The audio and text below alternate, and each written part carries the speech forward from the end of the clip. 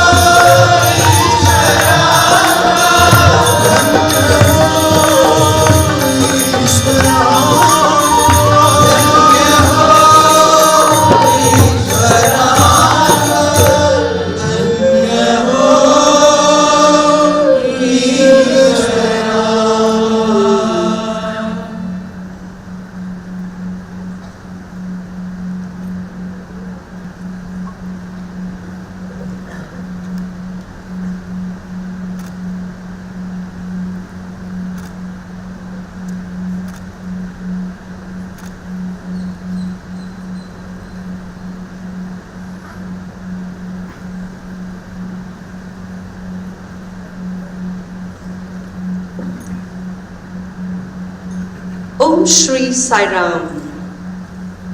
With immense gratitude, I offer our humble and collective prayers at the lotus feet of our beloved Mother Sai. We are indeed delightful to welcome you, Swami, amidst all of us today.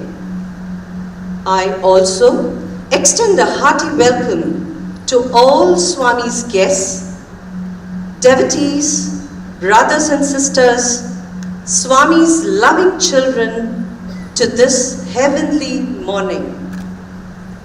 With pleasure, I would like to introduce the guests seated on the dais.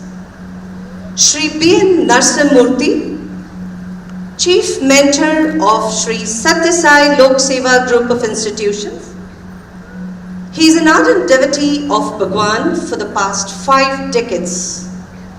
He was the warden of Shri Sathya Boys Hostel for more than 40 years. Shri Sanjeev Shetty Sir, a senior functionary of the Lok Seva Trust, has been serving Swami for the past 53 years. He's been in the field of education for more than 30 years. In 1984, he received the Best Teacher Award by the state of Karnataka. Shri Raman Sir, a senior functionary of the Lok Seva Trust, he was a member of the Thinkers Forum created by Shri Madhyal Narayan Bhatt. He has been serving Swami again for more than 52 years. Shri Mahendra Hegde Sir, a senior functionary from Lok Seva Trust, he has been serving Swami for more than 40 years. He's been a member of the Board of Trustees both at Alike and Muddenahalli. While he worked at Alike, he was also a member of the managing the orphanage named Bapuji Balaniketan for boys. Shri Madhusudhan Naidu, a distinguished alumnus from Shri Sathya Institute of Higher Learning, Vrindavan, and later from Prashanthi Nilayam. He is Bhagwan's chosen communicator for his ongoing divine mission. Shri S.A. Vasudev, a long-standing devotee of Shri Sathya Sai Baba, a senior scientist with GTRE at Defense Research and Development Organization, Bangalore.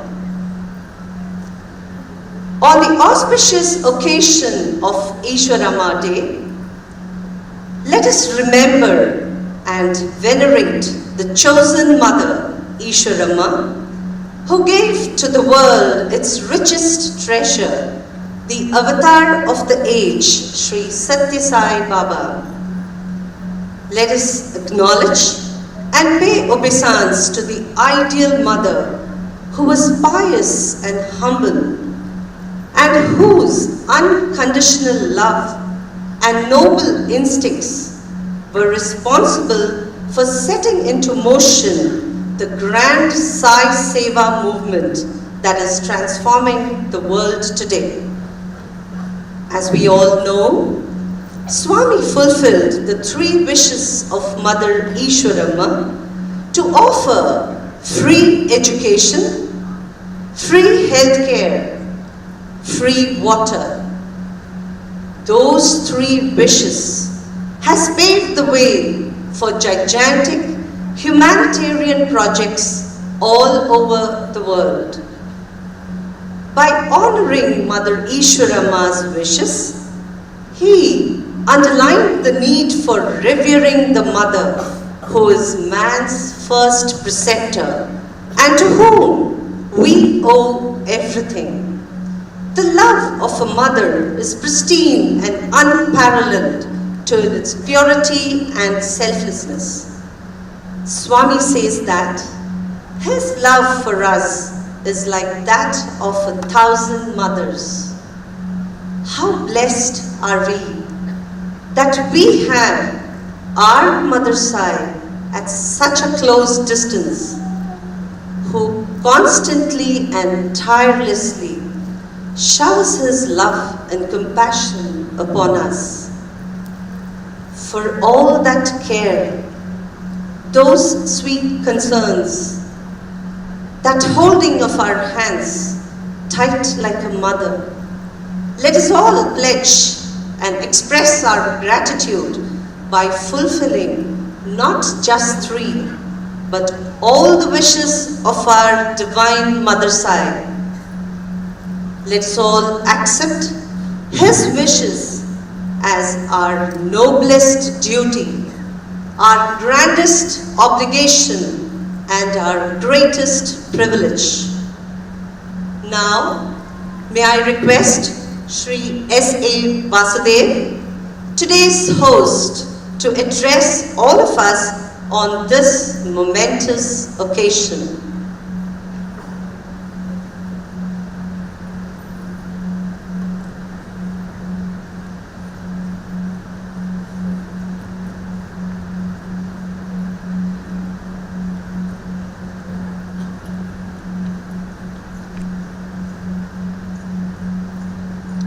Om Shri Sai Ram. Dear Swami, Swami's guests, devotees, students and children. On behalf of the devotees of Raman Nagar, I welcome all of you to this wonderful satsang once again. Dear Swami, we are all very grateful to you for having visited us now 3 years in a row. And this is something we had not even dreamt of way back in 2016 when you visited us for the first time. Sometime back, during darshan in Muddenahalli, I think in the month of February or March, I asked Swami if I and my family could meet him to seek his guidance on a personal matter. And in reply, Swami spontaneously said, "When do you want me to come to Raman Nagar?" I was completely taken aback and I just didn't know what to say, but I barely managed to stutter, "Swami, whenever you say." And true to his word, he has come here today. Swami, I thank you once again, not just for visiting us, but also for giving me the privilege of speaking again in your presence. When we met Swami about 2 weeks back, the 3 of us, at first Swami inquired about us in general, and then he went on to joke a bit, and finally he gave us a spiritual lesson on devotion and surrender. The moment I came out of the interview room, the first thought that crossed my mind was that I must share with you all a part of what Swami said, because his words truly touched my heart. I will repeat what Swami said in brief, because it is not easy for me to speak about something which is not a part of my own experience. Swami spoke to us about surrender. He said, in surrender, there is only one entity, God. There are no 2 entities, God and devotee. That is because the devotee merges with God. Obviously, the bodies of God and devotee cannot merge, but it is a merger of minds. It is the end of all duality. After that, there is no longer my mind, God's mind, my thought, God's thought, my will, God's will. He said in surrender, a devotee feels that it is God's mind which is acting through him, talking through him, walking through him, doing everything through him, and there is no I-ness of the devotee. the devotee becomes completely hollow, like a pipeline that carries water. The devotee becomes an instrument of God, and he accepts everything as God's will and resists nothing. How can this surrender be cultivated? Swami said, to cultivate surrender, we must constantly contemplate on one thought, and that is, who is it who speaks through me? Who is it who walks through me, acts through me, does everything through me, works through me? And then the devotee will realize that it is that Chaitanya. Without that Chaitanya, I cannot move my hand, I cannot utter a word, I cannot even breathe. Without that, I am nothing. I am just like a dead body. Swami said, constant contemplation on this aspect will ultimately lead one to complete surrender. And then Swami asked, what is it that obstructs surrender? What is it that comes in the way of such surrender?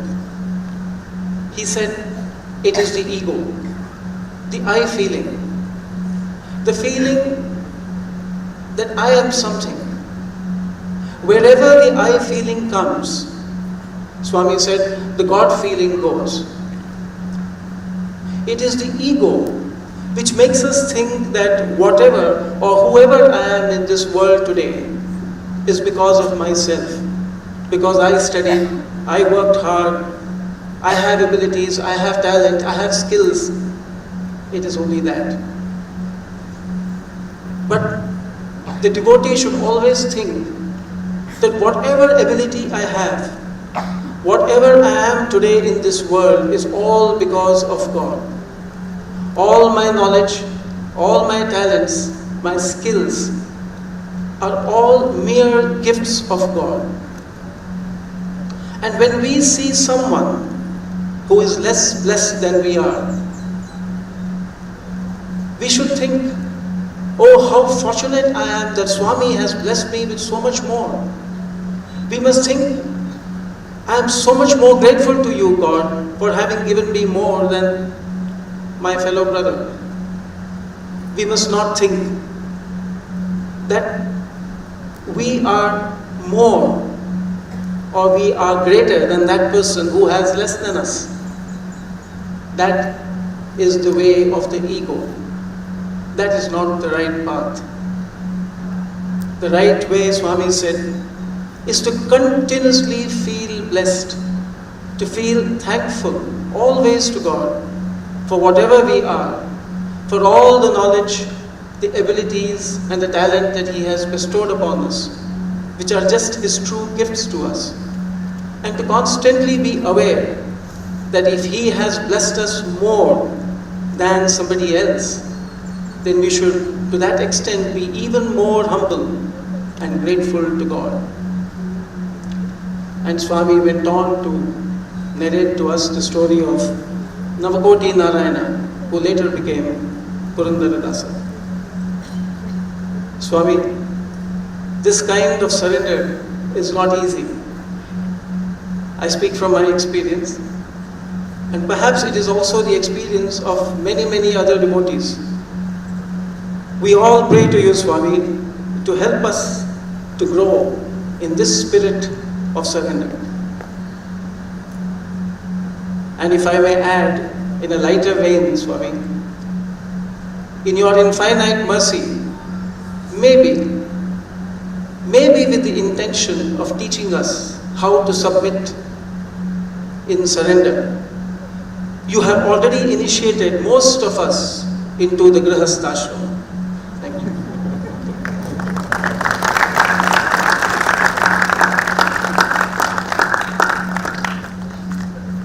Thank you, Sri Vasudev. A strong tradition of praising together through the medium of devotional music has served as a powerful form of worship and an invigorating spiritual experience. Swami, the youth, your loving children, would now like to offer at your lotus feet a bouquet of songs filled with the fragrance of magnanimous love, sacrifice and benevolence that do not fade with the passage of time.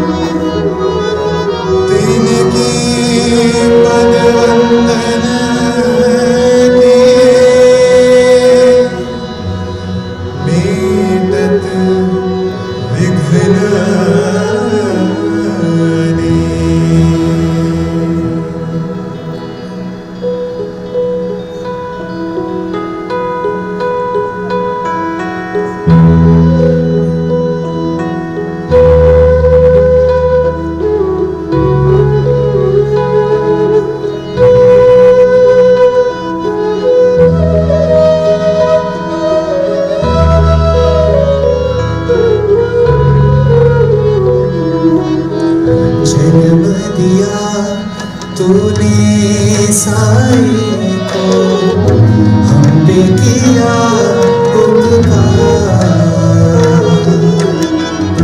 जन्म दिया तूने साई को, हम पे किया उपकार।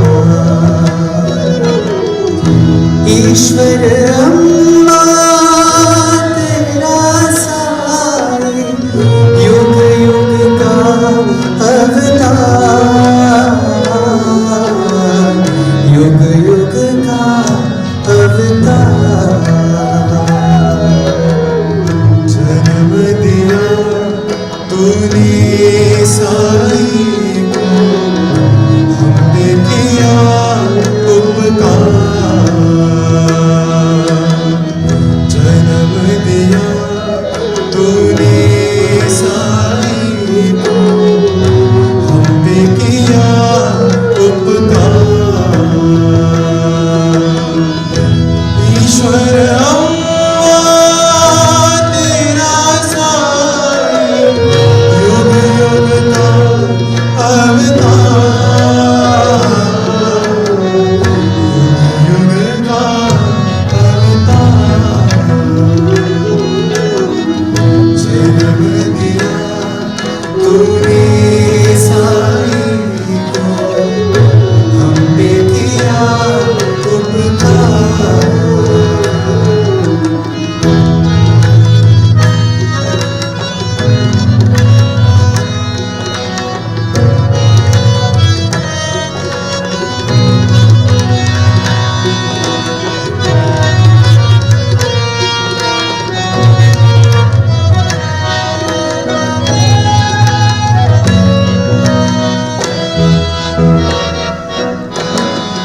जल है नित्या साई ने सच्ची राह दिखाई, जल है नित्या साई ने सच्ची राह दिखाई। सबसे कर तो प्यार जीवन बने तेरा सुखदाई, ऐसा दे उपदेश प्रभु ने, हम पे किया उपकार। ऐसा दे उपदेश प्रभु ने, हम पे किया उपकार। ईश्वर अम्मा तेरा साई, युग युग का अवतार, युग युग का अवतार। जन्म दिया तूने साई को, हम पे किया उपकार।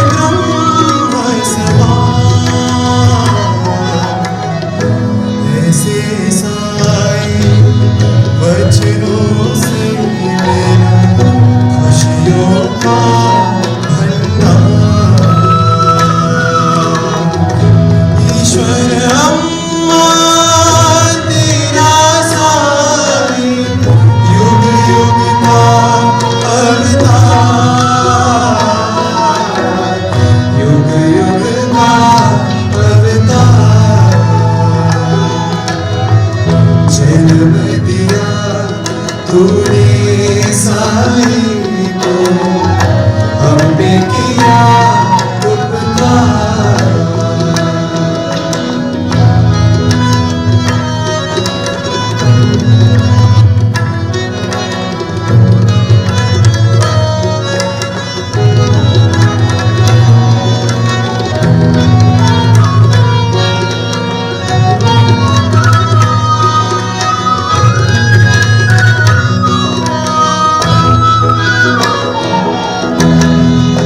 धन्य हुए जो साई युग में हमने जन्म पाया।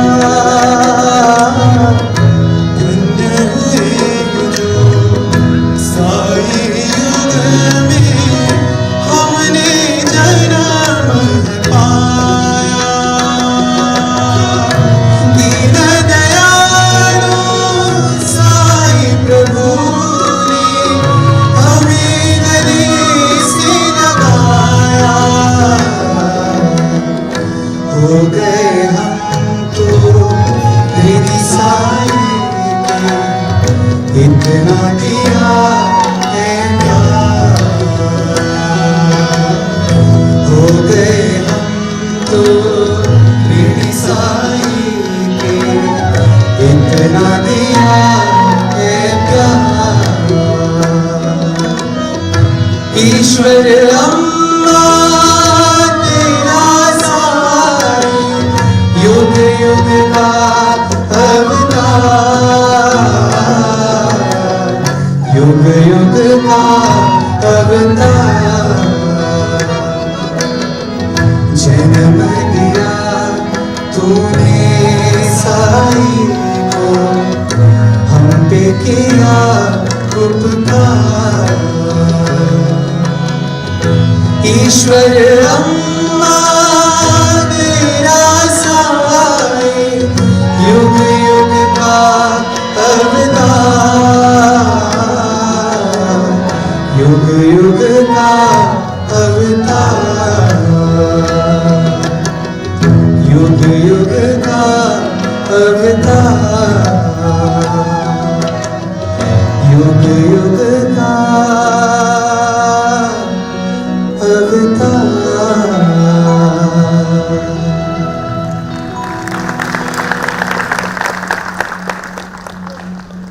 Thank you so much. That was indeed a soulful and an eloquent rendition with perfect melody, harmony, and rhythm. An element of human expression is the hidden language of the soul. Dance has always given a sense to every emotion. Let us now welcome Mayuri, daughter of Srimati Ranjani and Suresh Thota, who initiated her into Bharatnatyam at the tender age of 7. Having completed her junior examination in dance, she has performed at Guruvayur, Kollur, and at many other temples. She is presently pursuing Bachelor of Arts from Christ University, Bangalore. She is under the tutelage of her guru, Srimati Hemalata Prakash, who is the artistic director of Shrutilaya School of Dance, Bangalore. This dance is in praise of the Lord of Dance, Lord Nataraja. The cosmic dancer, the supreme god, Lord Shiva, is considered to be the destroyer among the Holy Trinity. Mayuri will now perform a Shiva Stuti in Ragam Revati, set to Adi Talam.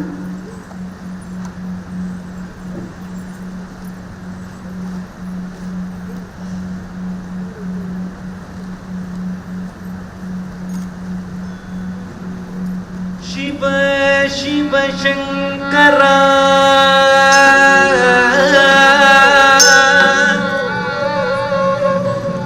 हर हर महादेव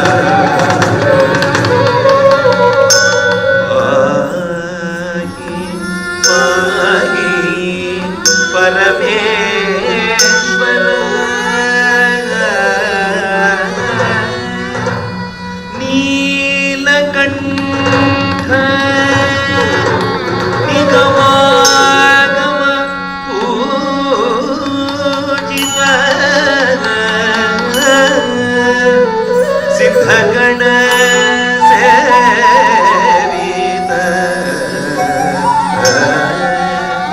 शिव शंभो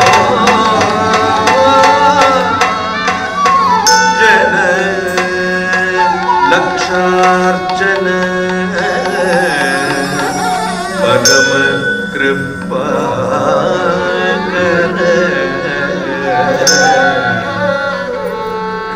पाहि पाहि परमेश्वर पाहि पाहि परमेश्वर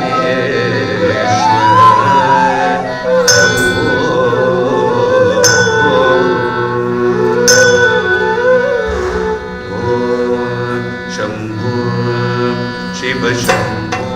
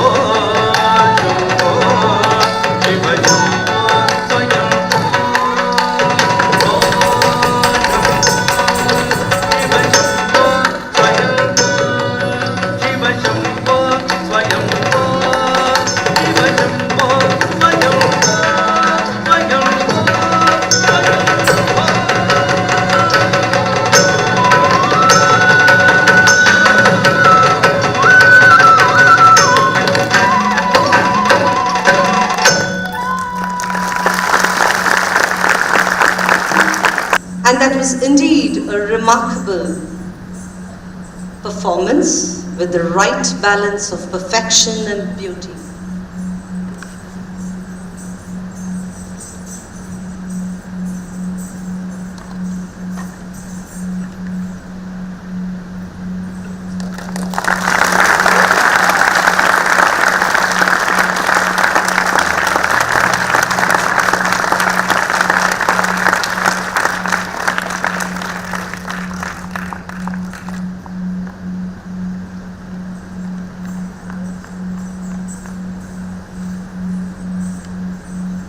Now, may I request Shri B N Narasimhamurthy to share a few words with all of us this morning.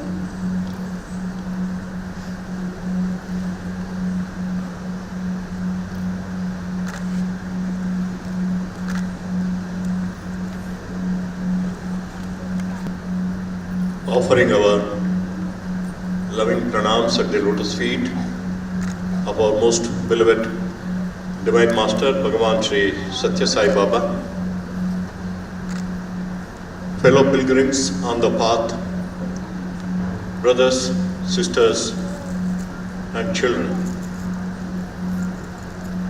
Music, all the good that mortals know, all the heaven we have below, said Francis Bacon.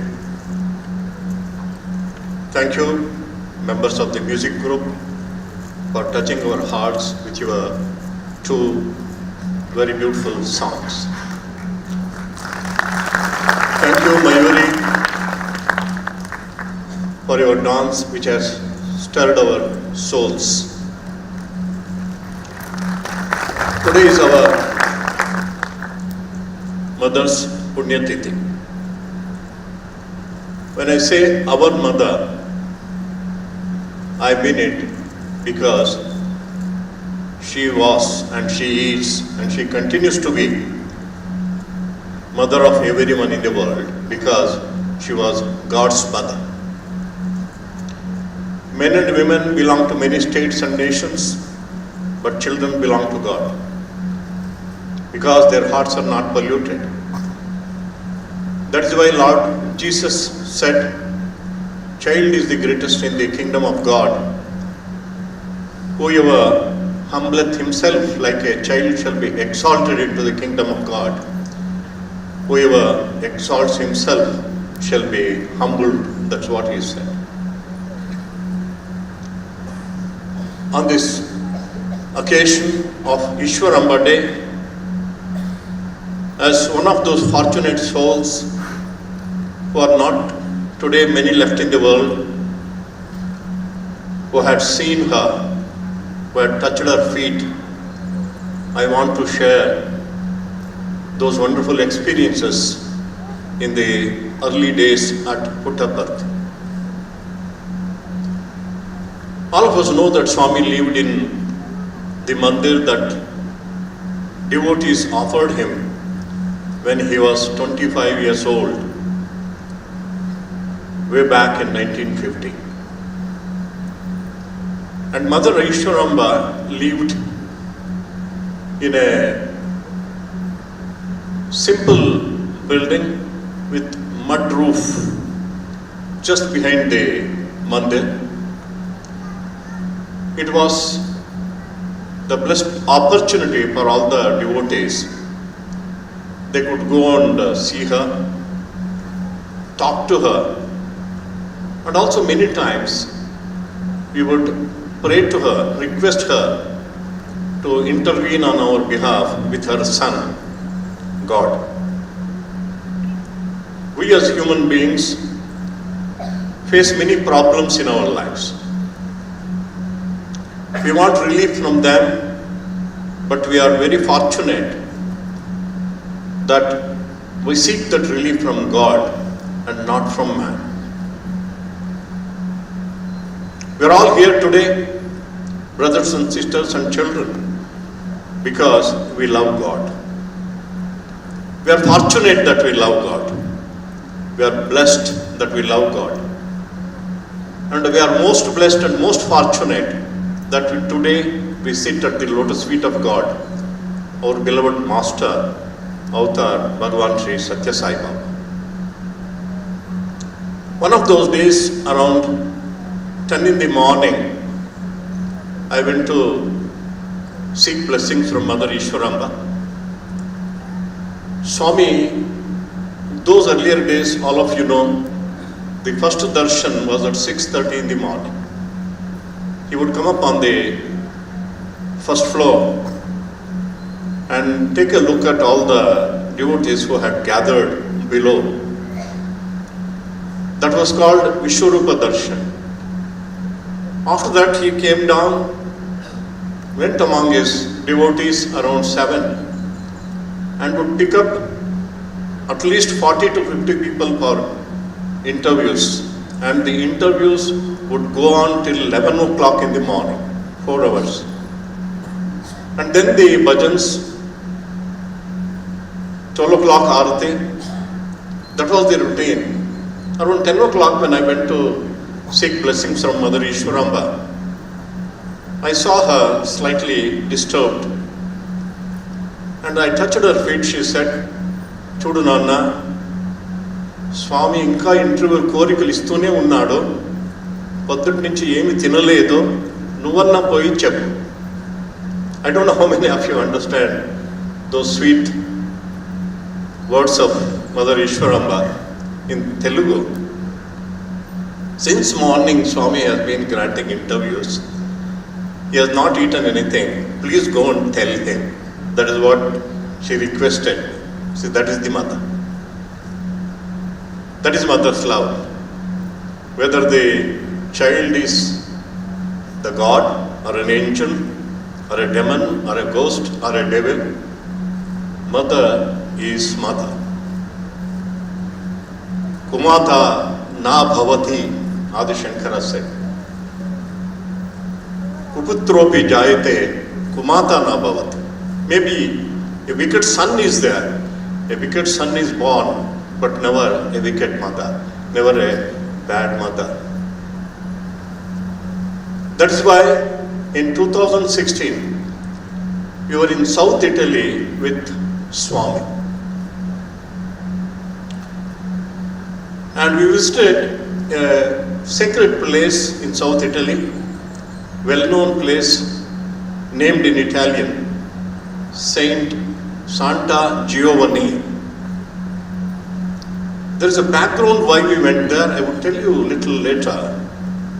But what I want to share with you, it was the place sanctified by Padre Pio, one of the greatest saints who adorned this earth in modern times. He lived about 100 years before, not even 100, 80 years before he lived in this world. We were taken to the little room where he lived, and also the little church where he prayed. As we entered the room, on the door frame on the top, this was what was written, and we were told that it was written in his hand by Padre Pio. What did he write? "Mother Mary, your compassion is my only hope." That's what he wrote. He didn't pray to the Son of God. He praised the compassion of the mother. "Mother Mary, your compassion is my only hope. A day will come,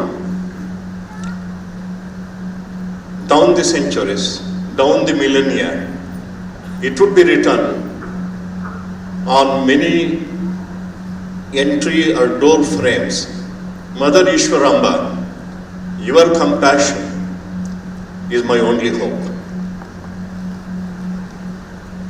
We remember Mother Ishwaramba with gratitude.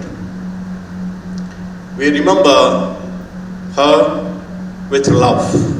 Now I would like to share with you what took us to Saint Giovanni, which was not on the itinerary when we visited Italy. On our itinerary, there was the cisternino in the south of Italy, and in central Italy, Rome, and in northern Italy, we had Padua. All are known to be very sacred places. This I want to share because we should understand the magnitude of blessing that Baba has conferred on us by instilling faith in a subtle form in which he is continuing his glorious mission today. We were in Cisternino, and after some time, Swami had his own place, we had our own places, and after a while, Swami called us and asked, "Do you know Padre Pio?" That's what Swami asked us. Actually, just previous year when we were in Padua, in the home of a well-known devotee in Italy, Mr. Ampilio, there was this photograph of Padre Pio. I told Swami, yes. Then Swami said, he came here this morning and told me, "Lord, you have come here. My place is only quite near. Please come there and bless my place." I was really stunned. I also did not know where his place was. But when we inquired, we found out that it was hardly 150 kilometers away. And for some unknown reason, it is not unknown reason, it was divine design. There was a blank day without any program. And Swami said, he has come and prayed, let us go there. And that is how we said that place of Padre Pio, Saint Giovanni's place. And why I remember this particular thing today is Bahunam Janmanam Ante Jnanavan Mam Prapadyate Vasudevaha Sarvamiti Sa Mahatma Sudurlabha, said Lord Krishna. You and I love God, that's why we are here. Otherwise you would not have been here. The Lord says, Bahunam Janmanam Ante. At the end of many lives, men and women come to me, they take shelter at my feet. But that is only the beginning of the spiritual path. And where we need to reach is Vasudevaha Sarvamite Sa Mahatma Sudurlabha. We have to reach a state of spiritual consciousness that we are one with God. And all that exists is God. And we should experience the oneness of all creation. The oneness of all creation in God. And that is the goal. And that is what Bhagwan has been telling us time and again. No doubt Swami was called a man of miracles. No doubt he performed thousands of miracles, which you and I have seen. Having lived with Swami for 50 years, I am a witness to thousands of them, including a resurrection of a dead student in Prashantinali. He established many institutions, educational institutions and also healthcare institutions. He is also establishing now many more educational institutions and many more healthcare institutions. And shortly, a new university, Sri Sathya Sai University for Human Excellence, is going to be inaugurated by Bhagwan just next month. Why is he doing all this? There was a boy who was admitted to the newly come up Mandya campus, Sri Sathya Sai Sharda Niketan. I would appeal to every one of you to just go and see that place. I had the good fortune of seeing that place when it was absolutely a barren hillock. Today it has become a heaven on earth. Built by your Swami, built by my Swami, built by our Swami. A boy was admitted to the high school there he did not know much about Bhagwan Sri Sathya Sai Baba. He had not seen Bhagwan Sri Sathya Sai Baba when he was in the physical form.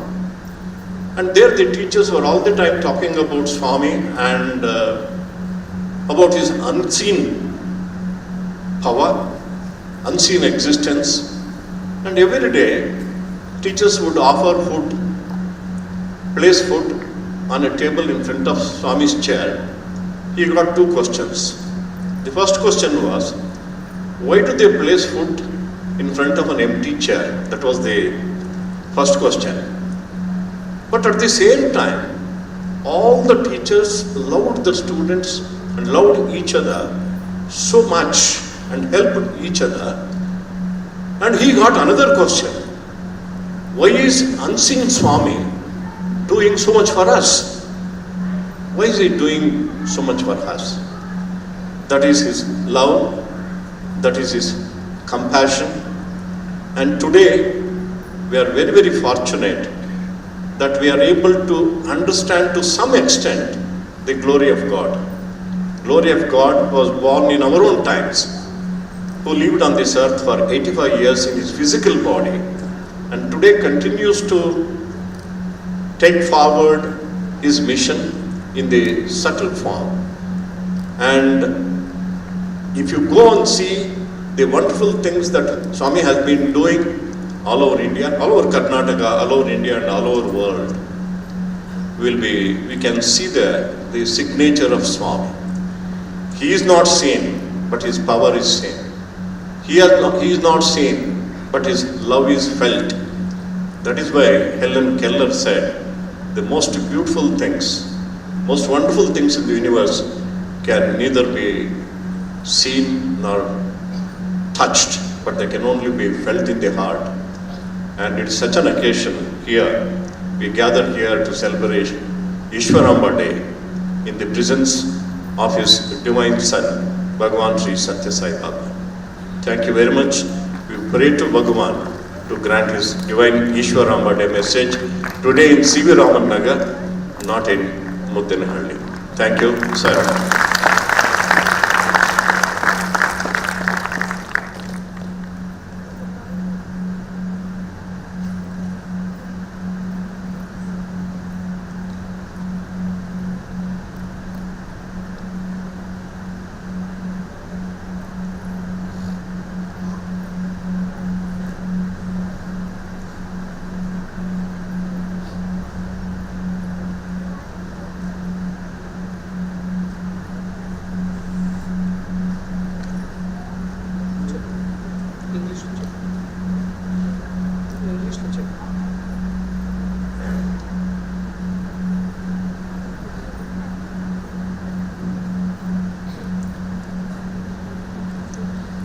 Sri Sai Ram. As we pray to Bhagwan, I perceive him seated here in the chair in an ochre robe, and I repeat as he speaks.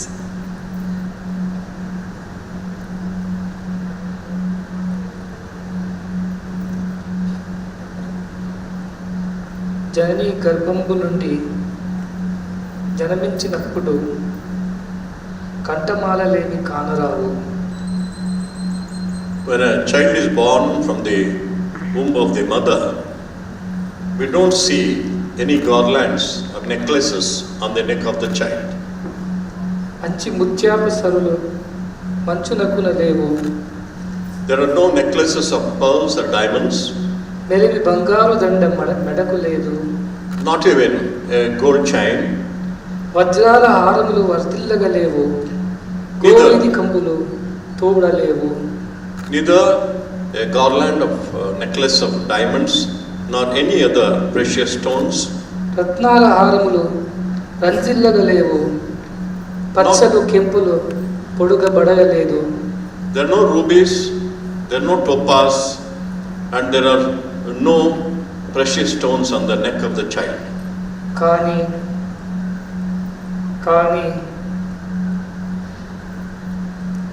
ఒక్క మాల మాత్రము తప్పదు.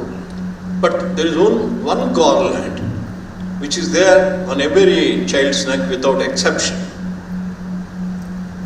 మంచిదైన చెడుదైన వెంచి బ్రహ్మ మీకు ఇచ్చి పంపున బరువుమాల కర్మలన్నీ చేరిన కట్టమాల.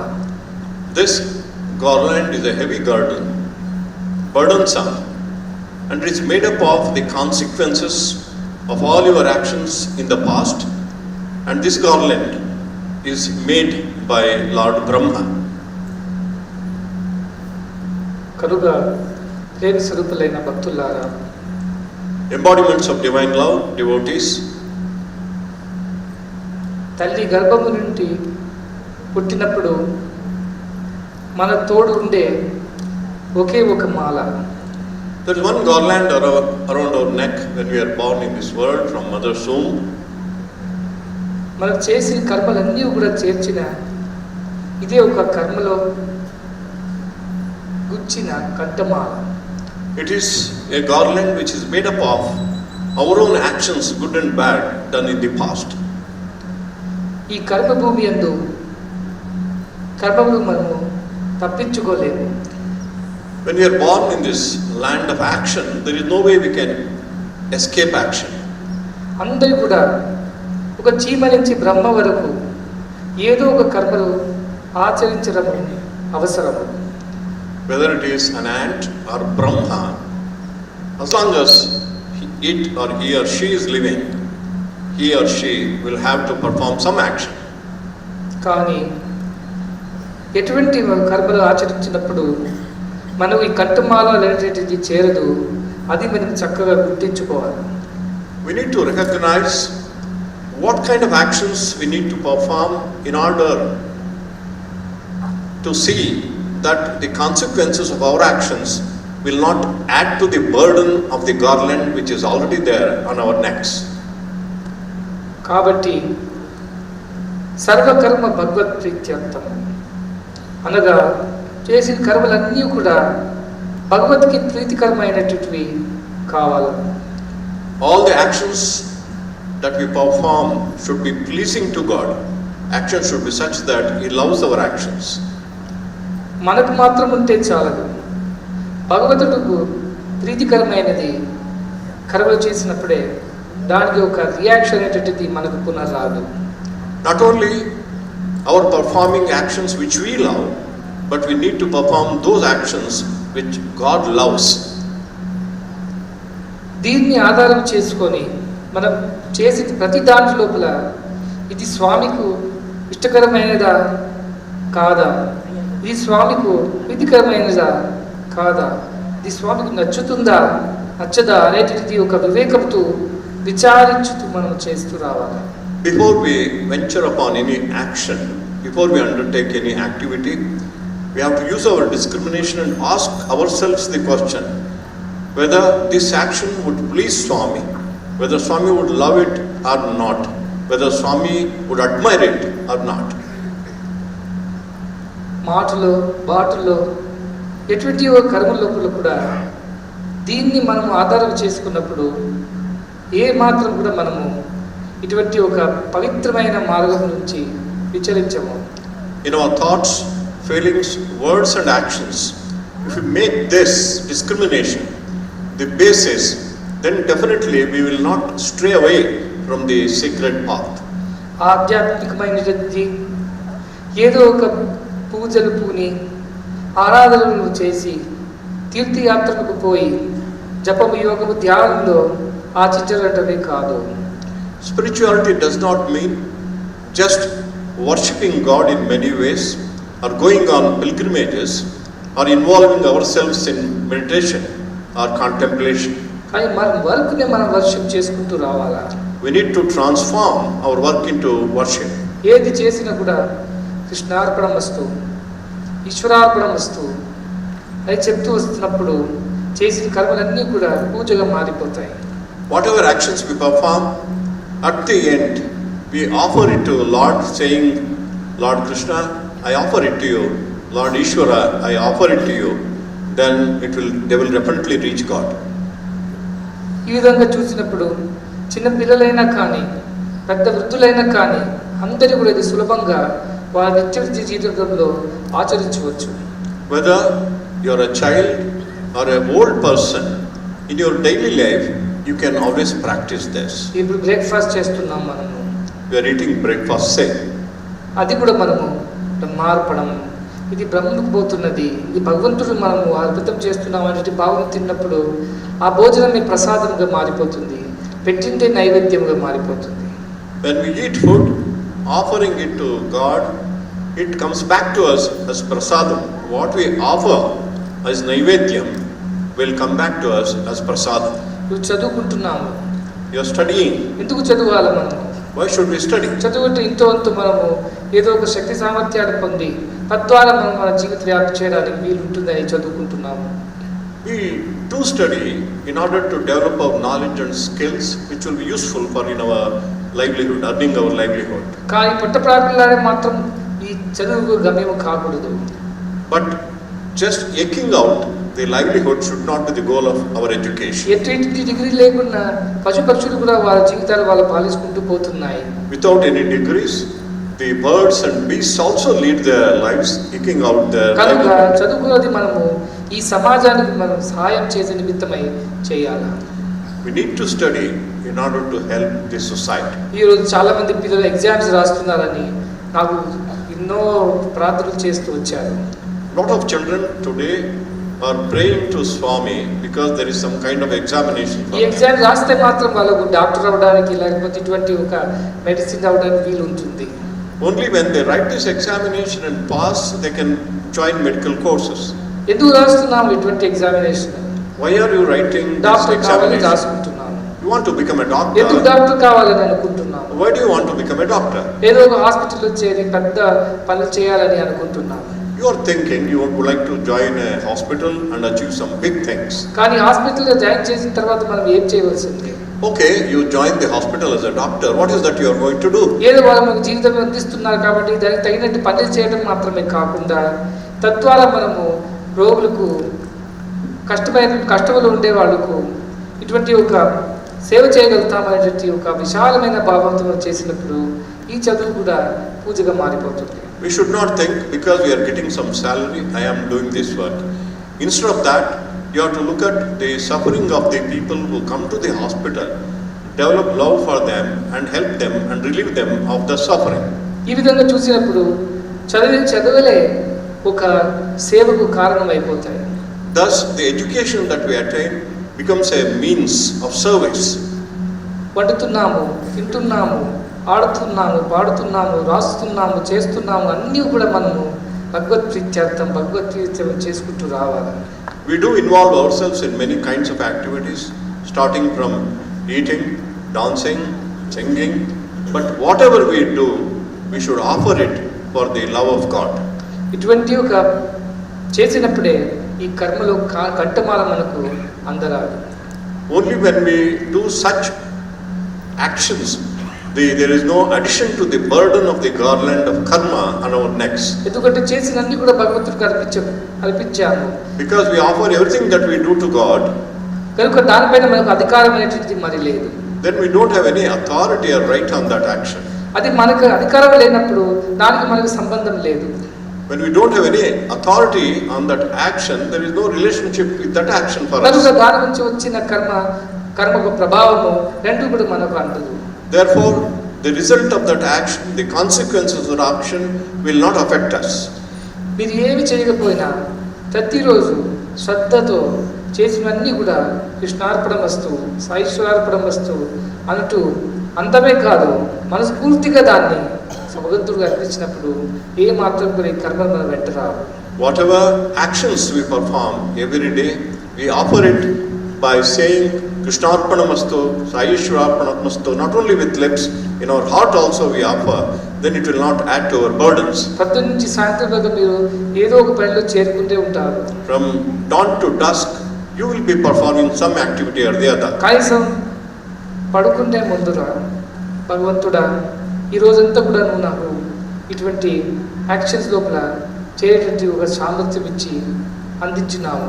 కట్టుకట్టుబడికి ఈ చేసినవన్నీ కూడా నీ పాదాలు అర్పించి నేను పడుకుంటాను సాయిశ్వరార్పణం అని చెప్పి పడుకుంటే చేసిన కర్మలన్నీ కూడా భగవంతుడు చేరిపోతాయి. At least finally, when we go to bed, we pray to God, Lord, you have given me the strength, the talent to do many kinds of actions today.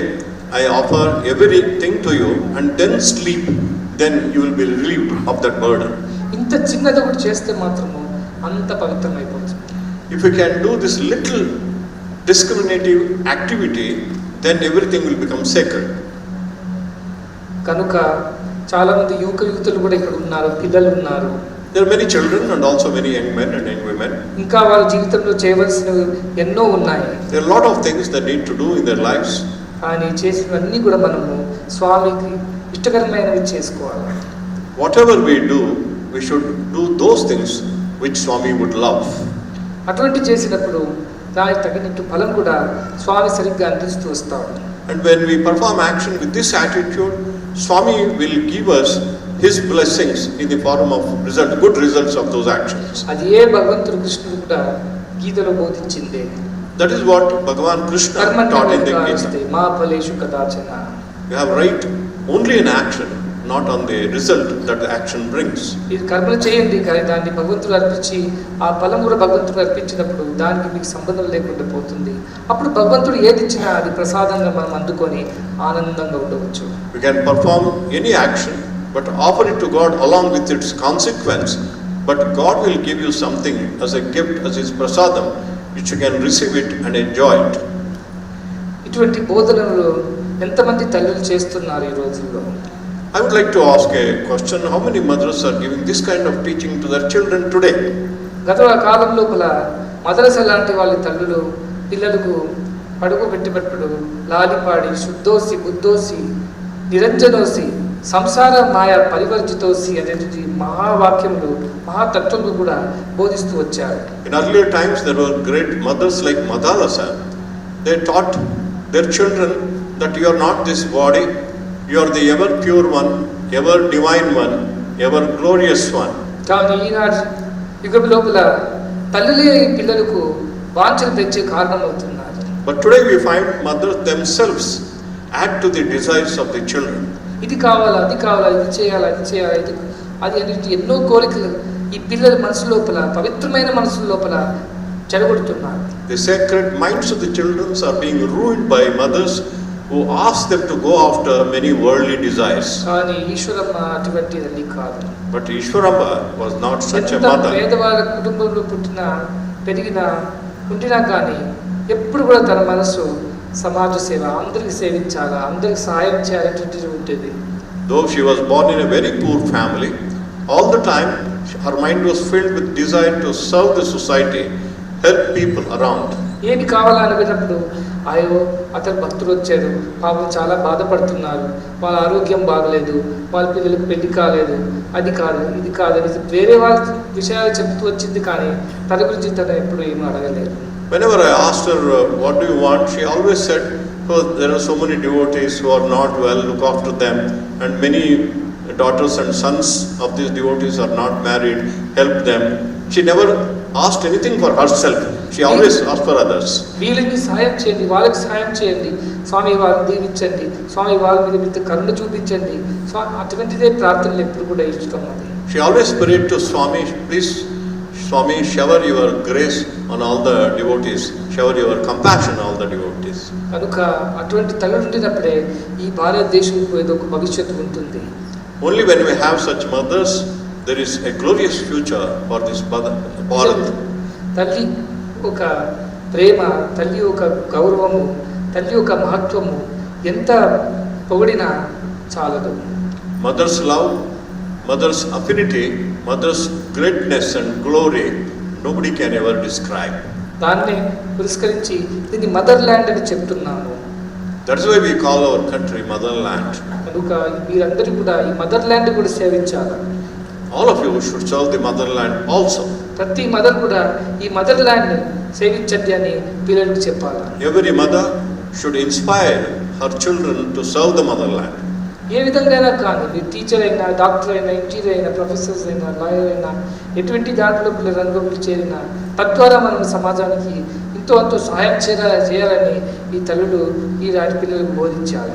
Mothers to teach their children in these modern times, whether you become a doctor or a teacher or a professor or a scientist, you should serve the society. అటువంటి తల్లులు మనకు ఈరోజు అవసరం. Such mothers are needed today in the world. ఒక కడుపు నుంచి జన్మిస్తే మాత్రము తల్లి అయిపోము. Just because you give birth to a child, you don't become a mother. కానీ ఆ పిల్లవాడిని సరిగ్గా పెంచినప్పుడే నిజంగా మదర్ అవ్వడానికి వీలుంటుంది. When you bring up the child in the right way, showing the right path, you become a true mother. అదే మాతృదేవో భవ, అటువంటి తల్లి మాత్రమే భగవంతుడికి సమానం అని చెప్పడానికి వీలుంటుంది. Only such a mother could be said to be equal to God, Matrudevo Bhava. నేను ఈ మదర్స్ డే అనేది రాలేదు ఇక్కడికి. I did not come here because today is Mother's Day. అది కావచ్చు. Maybe it is Mother's Day. దానికన్నా మించింది మన భక్తులు మనము చూడాలా, అందరితో ఈ ఆనందాన్ని పంచుకోవాలా, అందరితో చేరుకొని ఇటువంటి ఒక అనుభవాన్ని అందుకోవాలా అనేటువంటి ఒక కోరికతో వచ్చాను. కానీ ఈశ్వరమ్మ డే అనేటువంటి ఛానల్ రాలేదు. I did not come here with the desire for the Ishwaramba Day. I came here because I wanted to meet my devotees, share my joy with them and bless them. ఈ Narasimhamurthy Eshwaramma day చెప్పాడు కాబట్టి నేను ఇంత mother గురించి చెప్తూ వచ్చాను. Because Narasimhamurthy talked about Ishwaramba, I had to tell you so much about Ishwaramba. కానీ ఈశ్వరమ్మ గురించి ఎంత చెప్పినా అది చాలా. However much you talk about Ishwaramba, it is not enough. మనసుతో ఉండేవాడు. She had a very sacred mind. అట్టకండికి నా దగ్గరికి వచ్చింది ఆఖరి రోజుల్లో. In the last moments of her life, she came to me. తెల్లవారు చేసి స్నానమంతా చేసి ఆమె బంగ్లోకి వచ్చేసింది. After taking bath, she came to Swami's room. Room కాదు, కింద వచ్చింది. So she came down and waited for Swami. స్వామి కూడా తన బ్రేక్ఫాస్ట్ చేసుకొని కిందకి రావడానికి ఆమె అలా వెయిట్ చేస్తుంది. Swami, she was waiting for Swami to come down after his breakfast. ఆమెకు తెలిసిపోయింది ఇంకా సమయం వచ్చిందని. She knew that her last moment was near.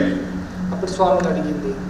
She asked Swami, స్వామి, ఏదో ఒక రోజు నేను పోవాలా, మీ పాదాలకు చేరాలని తప్పదు, నాకు తెలుసు. one day or the other, I need to merge in your lotus feet. I know that. నాకు ఇంత అవకాశాన్ని మీరు అందించారు. నా గర్భం నుంచి మీరు పుట్టి నా జన్మాన్ని సార్థకం చేశారు. దానికి నేను కృతజ్ఞత చెప్పుకోవాలని నేను ఇక్కడికి వచ్చాను. I came here to offer my gratitude because you were born in my womb and blessed me and redeemed me. కనుక నాది ఏమి కోరికలు లేవు, ఎటువంటి ఆశవాంఛలు లేవు. ఒకే ఒకటి నాకు చెప్పుకోవడానికి నేను ఇక్కడికి వచ్చాను. I have no desires of any kind, but I just came with one desire. ఇది నీకు నేను కృతజ్ఞత చెప్పాలా. I just wanted to offer my gratitude to you. ఇంత ఒక అవకాశం నాకు ఇచ్చారు, నా మహాభాగ్యం ఇది. దాని గురించి మీకు ఎంత కృతజ్ఞత చెప్పినా చాలదు. ఇది ఒకటి మాత్రం గ్రాటిట్యూడ్ చెప్పడానికి వచ్చాను, మరి వెళ్ళిపోతాను అని చెప్పి వెళ్ళిపోయింది. It is my great good fortune that you were born as my son. I don't need anything else. I just wanted to offer my gratitude. And she went down. Next day పోయింది. And next day she gave up her body. ఇటువంటి ఒక చాలా పవిత్రమైన మనసుతో ఉండే Eshwaramma. Ishwaramba had such a holy and sacred mind. ఎప్పుడు కూడా జనసేవ మంచి కావాలా, భక్తులకు మంచి కావాలంటే కోరుతూ వచ్చింది, కానీ స్వార్థ నిమిత్తమై ఏమి చెప్పలేదు. All the time she went to Swami and prayed for the welfare of the devotees. She was never selfish. అందుకని ఇప్పుడు అందరూ కూడా ఈశ్వరమ్మ డే చేసుకుంటూ వస్తున్నారు. That is why today everywhere they celebrate this Ishwaramba Day. ఎందుకంటే ఆమె అంత మంచి మనసుతో, ఒక తల్లి మనసుతో ఉండే ఒక ఆమె. Because she had a mother's heart for everybody. Mother's heart ఎటువంటి heart? What kind of heart? బిడ్డ బాధలు చూడలేదు. She can't tolerate the suffering of her children. పిల్లలకు మంచి కావాలని ఏదైనా చేయడానికి, ఎంత త్యాగం చేయడానికి కూడా సిద్ధంగా ఉంటుంది తల్లి. Mother is always ready to sacrifice anything and తన everything. ప్రాణం పోయినా పిల్లల్ని కాపాడాలని కోరుకుంటుంది తల్లి. Mother would be ready to give up her life in order to make her children live. అదే ఒక భగవంతుడు ఒక గుణము కూడా. That is also the quality of God. కనుక భగవంతుడు కూడా తల్లి మీరు సాయిమా సాయిమా అని పాడుతున్నారు. That is why you sing Saima, Saima to God. ఎందుకంటే నేను కూడా నా బిడ్డలు, నా భక్తుల కోసం ఏది చేయడానికి కూడా ఎప్పుడు సిద్ధంగానే ఉంటాను. Because I am always ready to do anything and everything for my devotees and my children. Narasimhamurthy అడుగుతున్నారు, ఎందుకు చేస్తున్నాడు స్వామి ఇదంతా? Narasimhamurthy keeps asking me, why do you do so much? తల్లిని అడగవచ్చా, ఎందుకు చేస్తున్నావు ఇదంతా నీ బిడ్డల కోసం? Why can't you, how can you ask a mother, why do you do so much for your children? వాళ్ళు నా బిడ్డలు కాబట్టి నేను చేసుకుంటున్నాను, నా సహజ ధర్మమే, కానీ ఏదో పెద్దగా చేస్తున్నానని కూడా నేను అనుకోను. It is my nature, being mother, I want to see everybody happy, that's why I do everything. నాకు చెప్పే వాళ్ళు ఎవరు లేరు, నా ద్వారా చేయించే వాళ్ళు ఎవరు, నేను సహజంగా నా ప్రేమ వల్ల నేను చేసుకుంటూ వస్తున్నాను. It is out of my love I do everything spontaneously. Nobody inspires me or nobody instigates me to do things. కనుక అందరు మన పిల్లలే, మనవాళ్ళే అంటే విశాలమైన మనోభావము మీరు కూడా పెంచుకోవాలి. Therefore all of you should develop a feeling that everybody belongs to you. మన మాతయే సాయి మాత అనగా మనందరూ కూడా సాయి మాత బిడ్డలు అనుకున్నప్పుడు మనందరూ కూడా బ్రదర్ సిస్టరే కదా. When we believe that Sai Matha is our mother, are we not brothers and sisters? అటువంటి బ్రదర్ సిస్టర్ అయినప్పుడు అందరినీ మనం ప్రేమించడం సేవించడం చేయరాదా? When we are brothers and sisters, should we not love everyone and serve everyone? వాళ్ళ సుఖ దుఃఖాలు పెంచుకొని అందరినీ కూడా ఆనందపరుస్తూ అందరి క్షేమం చూసుకుంటూ చేయరాదా? Should we not share the joys and sorrows of others and try to give joy to others?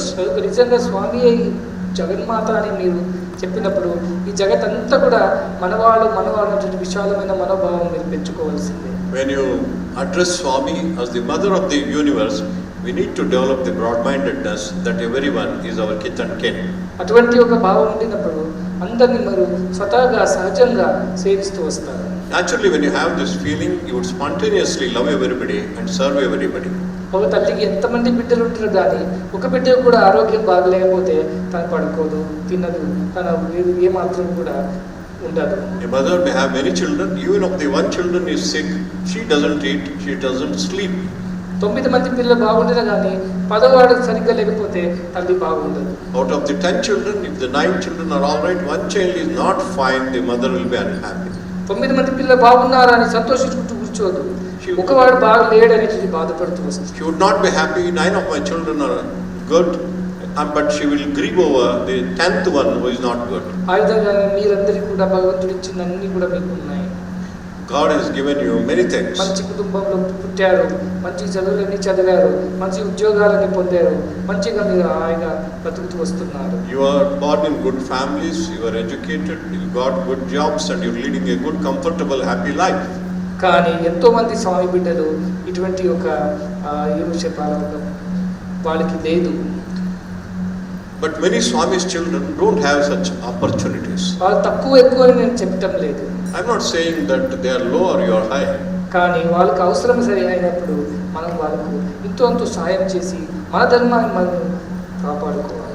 We have to uphold our dharma by helping those people who are suffering to the extent possible for us. ఏదో కడుపులో ఆకలితో కష్టపడుతున్న వాళ్ళ కడుపులో ఎంతో ఒక పూట భోజనం పెడితే ఆ భోజనం నాకు చేరుతుంది. When somebody is starving, if you feed that hungry stomach, that will reach me. ఎవరైనా ఒక రోగంతో బాధలు పడుతూ వస్తున్నప్పుడు వాళ్ళకి ఎంతో మందులందరూ అందించి వాళ్ళ ఆరోగ్యం వాళ్ళని కాపాడితే ఆ సేవ కూడా నాకే అందుతుంది. When somebody is sick, you nurse them and give them medicines, even that will reach me. ఎవరైనా చదవలేక తల్లిదండ్రులు లేక అనాథులుగా బాధపడుతున్నప్పుడు అవును అనాథుడు కాదు, సనాథుడు సాయి మాత నీకు ఉన్నది, సాయి పిత మీ వాడని చెప్పి వాళ్ళకి ఇతరులు చదువు చెప్పడము, వాళ్ళ జీవితాన్ని సుక్షేమ చేయడము అది కూడా మీ ధర్మమే అని మీరు అనుకోవాలి. If you find any orphans and destitutes, telling them you are not an orphan, you are not a destitute, we have the Mother Sai and help them and give them opportunities for education, that is please me. ఈ విధంగా ఏది చేసినా కూడా మనము స్వామి ప్రీత్యర్థం చేసుకుంటూ రావాలి. Whatever we do, we should do for love of Swami. అది కాకుండా నాకు ఇష్టమైనది వాళ్ళకి ఇష్టమైనది వీళ్ళకి ఇష్టమైనది అని మనం చేయాలి. We should not undertake activity because it will please somebody else. ఎందుకంటే వీళ్ళకి ఇష్టమైనది వేరే వాళ్ళకి ఇష్టం కాకుండా పోవచ్చు. Maybe something may please someone, but other person may not be pleased. అనగా అందరికి Monday మత్తిర్పిన. Because people have different heads and different brains, therefore they think differently. అందుకని అందరినీ మనము ఈ విధంగా హ్యాపీ చూసుకోవాలనుకుంటే చాలా కష్టమే. And if you want to see that everybody is equally happy, is very difficult. కానీ స్వామికి ఒక మాత్రం హ్యాపీ చేస్తే అందరు హ్యాపీగా అయిపోతారు. But if you make Swami happy, everybody will be ఏది happy. స్వామికి హ్యాపీ చేస్తుందో అది మనం చేసినప్పుడు దాని ద్వారా అందరూ కూడా మనము హ్యాపీ చేయవచ్చు. When you do something which pleases Swami, thereby you can please everyone. ఇప్పుడు ఎన్నో ట్యాప్స్ ఉంటాయి చూడు. There may be many taps of water. కానీ ట్యాంక్లో నీరు ఉంటే మాత్రం ట్యాప్స్లో చేరుతుంది. Only when there is water in the tank, you get water out of the ట్యాంక్లో tank. నీరు వేస్తే అన్ని ట్యాప్ల్లో కూడా చేరిపోతుంది. If you fill the tank with water, the taps will have water. ఆ విధంగా స్వామిని మనం హ్యాపీ చేస్తే ఆ హ్యాపీనెస్ అందరికీ కూడా చేరిపోతుంది. If you make Swami happy, that happiness will be shared among everyone. కనుక అందరినీ హ్యాపీ చేయాలంటే కష్టమే. It is not possible for us to make everyone happy. స్వామి బాబు మాత్రం హ్యాపీ చేస్తే ఆ హ్యాపీనెస్ అందరికీ కూడా సమానంగా పంచుకుంటూ పోతుంది. But if we make Swami happy, it will be shared equally among everyone. కనుక నాకు ఎటువంటి ఆశలు లేవు, నేనేం అపేక్షించడం లేదు, కానీ ఒకే ఒక కోరిక. I have no desires, I have no expectations, but I have one desire. నిజంగా సాయి మాతని మాతగా అనుకున్నప్పుడు అందరి మనవాళ్ళు మన బ్రదర్స్ సిస్టర్స్ అని అనుకోవాలా. When you think Sai is your mother, you should think that everybody is your brother and sister. ఇటువంటి అందరి మనవాళ్ళ వసుదైవ కుటుంబకం అనే భావంతో అందరి మనం సహాయం చేస్తున్నారు. We should develop the feeling that whole world is one family and should try to help everyone. ఇటువంటి ఒక విశాలమైన మనోభావం పెంచుకున్నప్పుడే అదే ఆధ్యాత్మికం. When you develop such broad-mindedness, that is spirituality. సంకుచితమైన భావములే లౌకికం. Narrow-minded feelings is materialistic. విశాలమైన భావం పెంచుకున్నప్పుడే అదే ఆధ్యాత్మికం. Broad-mindedness, that is spirituality. మీరు బ్రహ్మచారులు కావచ్చు, గృహస్థులు కావచ్చు, సన్యాసులు కావచ్చు, ఏమైనా కావచ్చు, ఏది చేసినా కూడా ఈ విధంగా మనం చేస్తూ వచ్చినప్పుడు మనం చక్కగా జీవితం అంతా ఆనందంగా గడుపుతూ వస్తాం. You may be celibates, you may be householders, you may be sannyasins or recluses, but when you lead a life like this, all of you will be happy. ఇక్కడ నుంచి చిక్బలాపూర్ పోయి చిక్బలాపూర్ నుంచి పునః బెంగళూరు రావాలంటే ఒక హైవే రోడ్ ఉంది అది. And if you want to travel to Chikbalapur from here and return to Bangalore, there is a highway. ఇప్పుడు మీరు ముద్దనహల్లికి వస్తూ ఉంటారు అప్పుడప్పుడు. Many of you come to Muddenahalli. అంటే బెంగళూరు నుంచి ముద్దనహల్లి ఒకే రోడ్ మీద పోతూ వస్తున్నారు. And which road do you take in order to come to Muddenahalli? ఒకే రోడ్డు మీ అందరిది. All of you have one road. మీరు బ్రహ్మచారులు అనగా స్టూడెంట్స్ అయినా కానీ ఆ రోడ్డు మీద పోయి ముద్దనహల్లి చేరాలి. If you are celibates and students, same road you have to take to reach మీరు Muddenahalli. గృహస్థులైనా త్యాగులైనా యోగులైనా ఆ రోడ్డు మీద మీరు నడుచుకుంటూ రావాలి, అప్పుడే ముద్దనహల్లి చేరాలి. If you are a householder or a hermit, you also have to take the same path to reach road there. Is same. Road is same. మీరు ఎవరు దానిపైన రోడ్డు మార్చడం లేదు. And there is no other road other than this. ఆ road మీద ఎవరైనా నడుచుకుంటూ లేకపోతే బండ్లు నడుపుకుంటూ చేరవచ్చు. Anyone can come there walking on that road or driving vehicles. కనుక ఈ ఆధ్యాత్మిక మార్గం ఒకటే. Therefore, spiritual path is one and the same. ఎవరికైనా సరే సర్వకర్మ భగవత్ ప్రీత్యర్థం అనేటువంటి ఒకటి మనం నేర్చుకుంటే అందరూ కూడా భగవంతుడి దగ్గర చేరవచ్చు. Whoever it is, you just develop the feeling that all my actions I perform for the love of God. That's good enough. అదే ఒక రోడ్ మీద అందరూ కూడా నడుచుకుంటూ రావచ్చు. On the same road, everybody can walk and reach the destination. కనుక మనం చేసింది ఇది ఒకటి మాత్రమే. అన్ని మీరు వేరే చేసినా చేయకపోయినా పర్వాలేదు, కానీ మన ప్రతి కర్మ ఆచరించినప్పుడు అది భగవత్ ప్రీత్యర్థమైనది ఒకటి చేసుకుంటే జీవితం అంతా కూడా ఆధ్యాత్మికమైపోతుంది. You may not practice any other teaching, you may not do anything else, you just practice this. Whenever you complete an action, offer it to God. ఇంకా there is a question answer. ఈ question answers మీరందరూ foreign trips చూసి మనకు question answers ఎందుకు పెట్టడం లేదు స్వామి అనేది వాళ్ళు పోతారు. Many of our Indian devotees, they have seen in Swami goes to foreign countries, there is always a question answer session. They are thinking why Swami does not have this question answer session in India.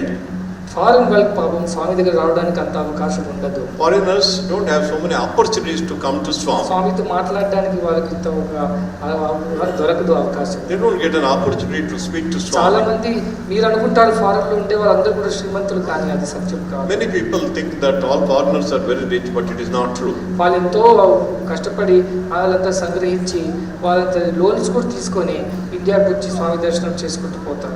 Many of them strive hard to get together money in order to visit India for Swami's darshan. Many of them take loans and దర్శనం come. వచ్చినప్పుడు కూడా ఏదో మాటలు జరుగుతాయా లేదా, సంభాషణ అవుతుందా లేదా అది కూడా తెలియదు వాళ్ళకి. They also don't know whether Swami would speak to them even if they come for Swami's darshan. అందుకని వాళ్ళకి నేను ఎక్కువగా ఇటువంటి అవకాశాలు అందిస్తుంటాను. That is why when we go to foreign countries, we give them a lot of opportunities to ask questions. వాళ్ళు అప్పుడు వాళ్ళ లోపల ఉండే మనసు లోపల సందేహాలన్నీ కూడా ఈ నివారణ అవుతాయి.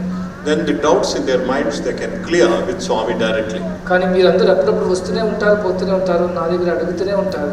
You keep coming again and again, and many times you keep asking me also. కనుక మీకు డౌట్స్ ఉండడానికి అవకాశమే ఉండకూడదు.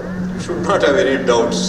ఎందుకంటే మీరు అన్ని వింటున్నారు, చేస్తున్నారు, చూస్తున్నారు, దగ్గరగా ఉండి అన్ని అనుభవిస్తున్నారు కాబట్టి డౌట్స్ ఉండడానికి వీలే లేదు. You are so close, so near, you should not have any doubts because you have heard many of Swami's discourses. కానీ నరసింహమూర్తికి చాలా డౌట్స్ ఉంటాయి.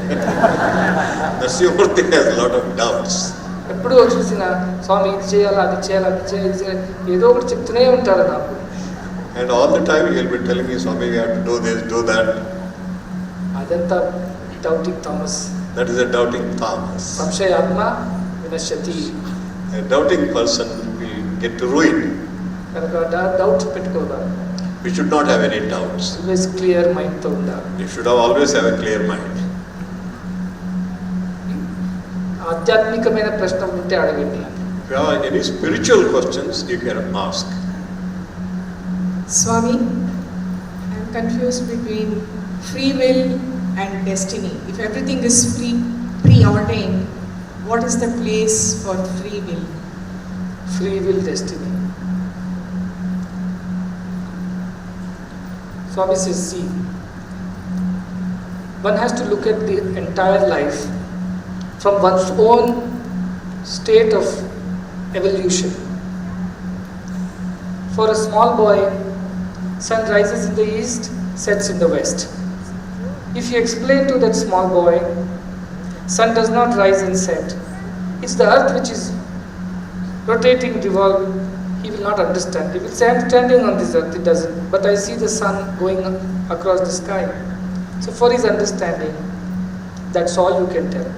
But somebody who has studied better, grown further, he can understand it better.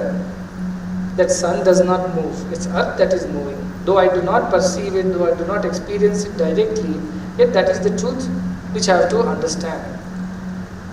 In the same way is free will and destiny.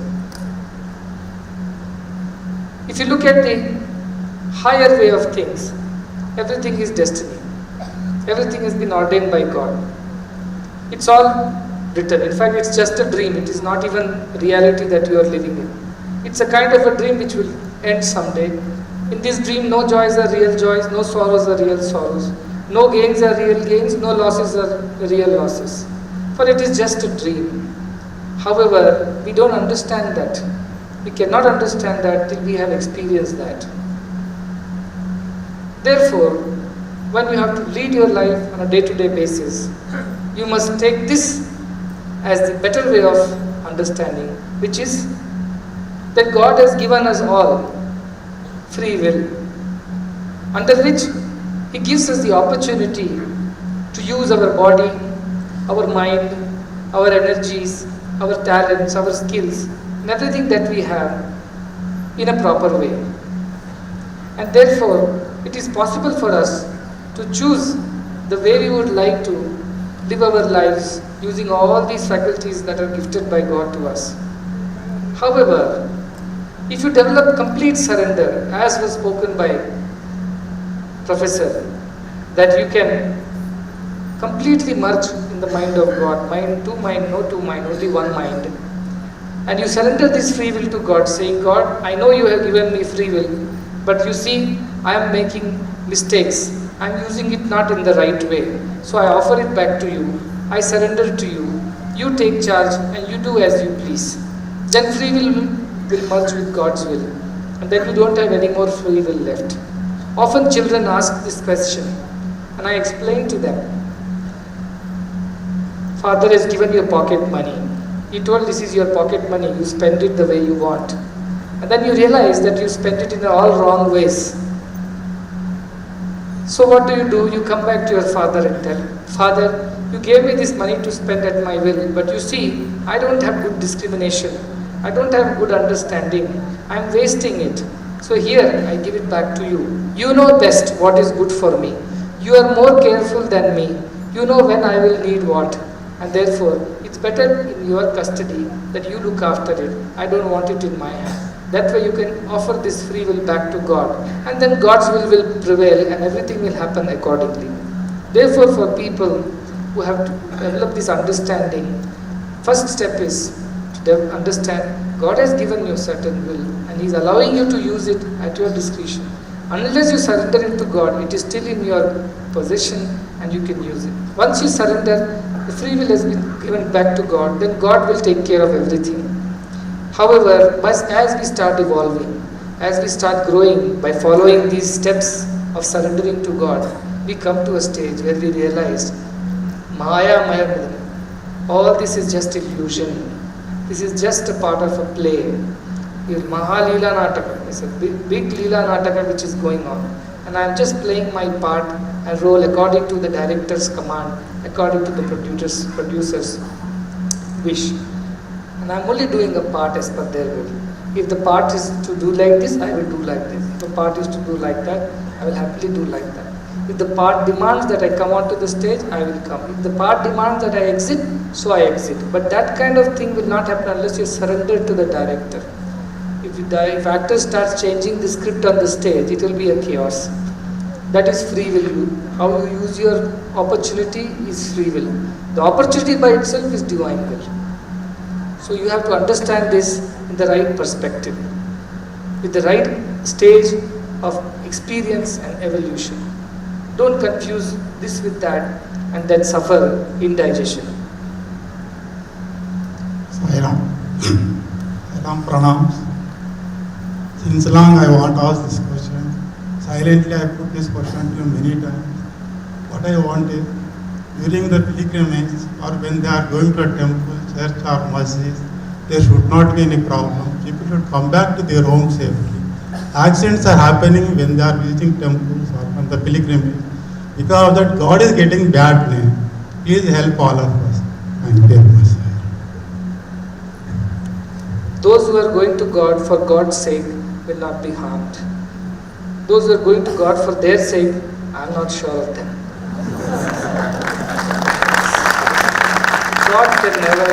God's name can never be harmed. God is like the sky. If you spit at the sky, it will not touch the sky, it will fall back on your face. Likewise, those who ridicule God, the ridicule will only come back to them. Those who praise God, that praise also will come back to the devotee. So God's name will remain untarnished. Don't be restless about it, be assured. However, why do we go to God? We go to God so that we offer ourselves to God, we surrender ourselves to God. Such people who have surrendered to God, God will look after them, whatever may be the situation. But there are people who go to temple to make God surrender to them. Such people are always in some trouble or the other. We go with this surrender as attitude to offer ourselves to God. I go to temple so that I give all myself to you. Then God will pick you up and protect you. Like Narasimha, who took Prahalada from the hands of his father and took care of him. Why the same Narasimha was the cause for the death of the demon father.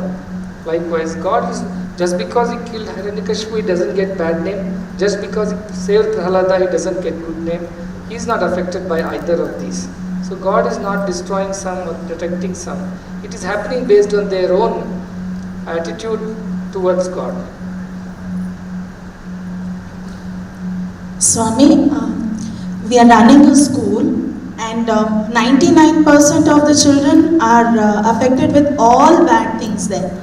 For me as a student of Sai, I would want to know what would be the best and fast way for me to bring them at least to the right path where they can reach God or be His instruments as well.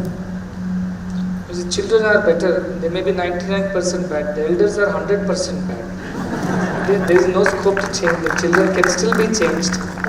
You see, water that comes from the sky as rain, it is pure. It touches the soil, it becomes contaminated.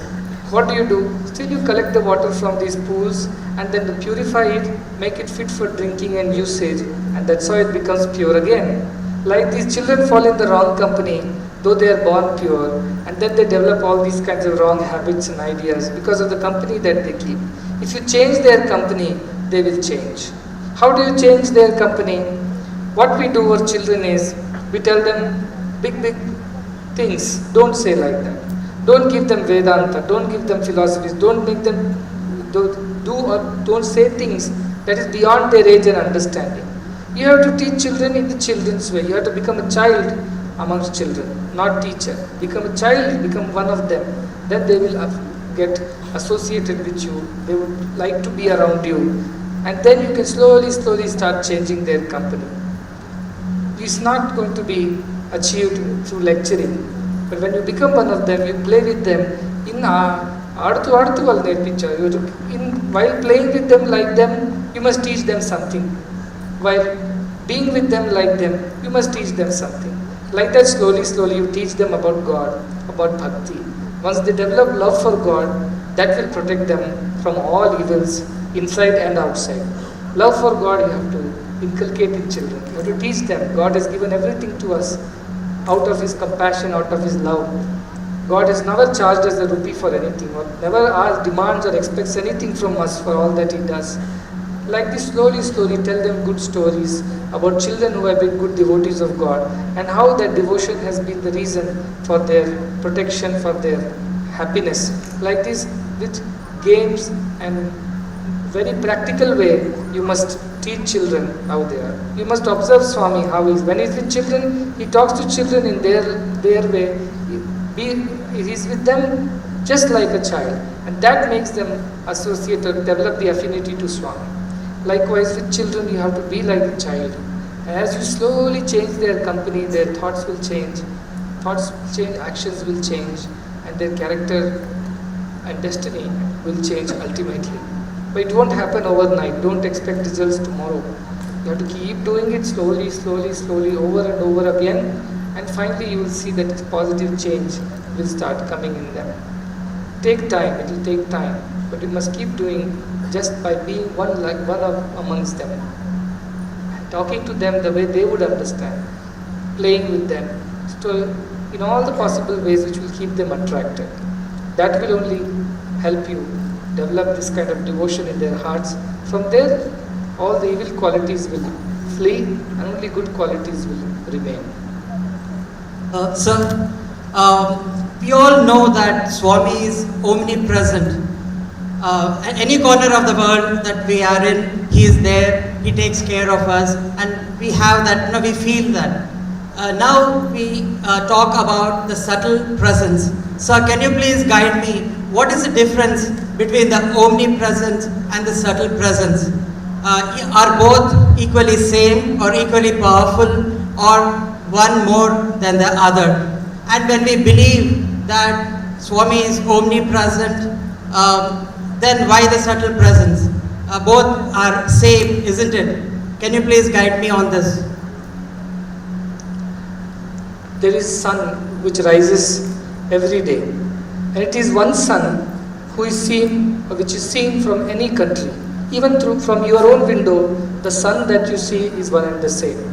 So there is nothing called a Japanese sun or an American sun or India sun or any other country's sun. It is one and the only sun that shines in the sky above, and that sun alone is the source of all the sustenance, light and energy to all the beings of earth. Likewise, omnipresence is for all. Not even as Sathya Sai Baba. Omnipresence is a nirguna, nirakara. There is no form, there is no name, there are no attributes or qualities associated with it.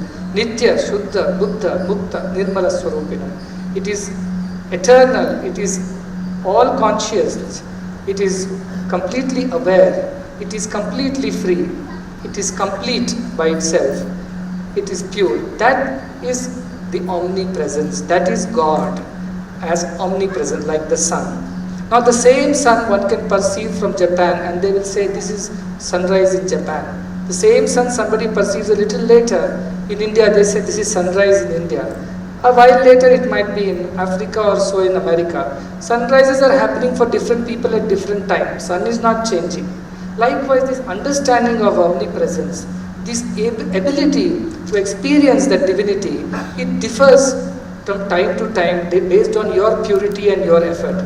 Japan may see the sun first, India may see a while later, Africa a while later further, and America may be at the end. While it is bright and shining in Japan, America might be in dark, because earth is yet to turn, and America is yet to come in the light.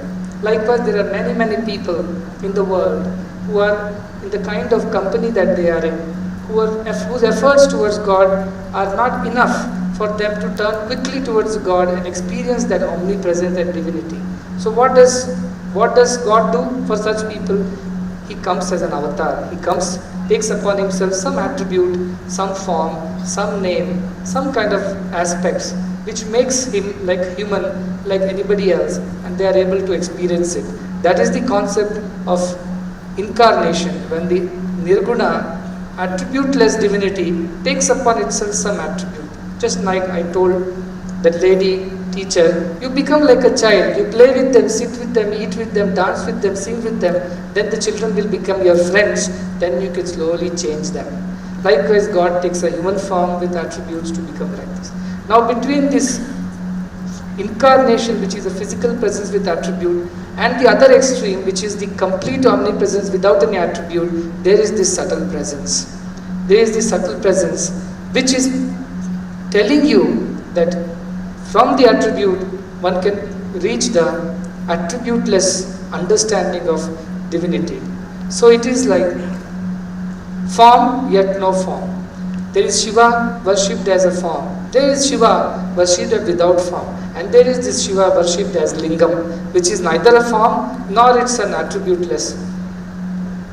If you have to understand logically, this is how it can be understood. There is Sai Baba with a form. There is a Sai Baba without an attribute in his Parasukshma, in his omnipresent form. And there is this Sai Baba, like the Lingam, in between, which points towards the attributelessness. Which points, it is like a arrow, it is like a pointer, that from here you have not yet reached. Still there is some way to go. Still some distance is to be covered. Yes, you have moved from where you were to here, but this is not the end. From here, this arrow points you further. That is a little more distance to cover to understand the complete omnipresence of Swami and the attributelessness of the divinity that Swami represented in a form that had attribute, name, associations, and the things like that. So that is the difference between the two. For those who are on a journey, some destinations are required to understand how far you have reached and how much further you have to go. And this is just a kind of a milestone or an attribute or a pointer which tells you which way to proceed and how far you have to proceed on this path to ultimately develop the complete understanding of the omnipresence. Swami, how do we tame our wavering mind as it troubles us a lot?